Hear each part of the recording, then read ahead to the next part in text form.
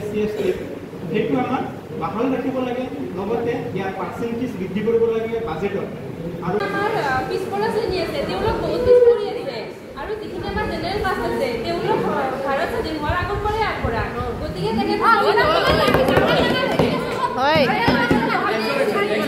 এতিয়া মই ক'ব বিচাৰিছোঁ যে 90 দশকৰ মানুহখিনি যিমান আগবঢ়া 80 দশকৰ মানুহখিনি সিমান আগবঢ়া নেকি নহয় নহয় মানুহখিনিতো পিছ পৰি আহিছে গতিকে 80 দশকৰখিনি 90 দশকলৈকে অহালৈকে সময় লাগিব 90 দশকৰখিনি 80 দশকৰখিনি যেতিয়া 90 দশকলৈকে আহিব তেতিয়া 90 দশকৰখিনি আকৌ 100 দশকলৈকে আগবাঢ়ি যাব গতিকে আমাক ৰিজাৰ্ভেশ্যন লাগে আৰু OBC ক্ষেত্ৰতো আমাক বঢ়াই দিব লাগে মহোদয় মই ক'ব বিচাৰিছোঁ যে আমাৰ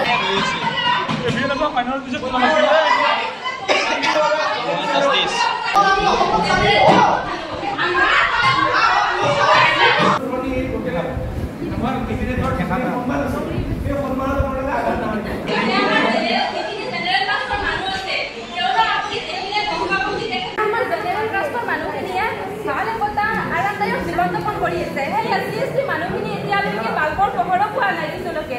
আৰু জেনেৰেল কাষ্টৰ মানুহখিনিয়ে AC ৰুমত প্ৰাইভেট টিউচন লৈ শিক্ষা গ্ৰহণ কৰি আছে গতিকে SC STৰ মেধা আৰু জেনেৰেলৰ মেধা একে হ'ব নেকি হয় SC STৰ মেধা আৰু সেই ভাল নপঢ়া ল'ৰা ছোৱালীৰ মেধা আৰু এই AC ৰুমত পঢ়ি প্ৰাইভেট টিউচন লৈ শিক্ষা গ্ৰহণ কৰা মানুহখিনিৰ মেধা একে হ'ব নেকি নহয়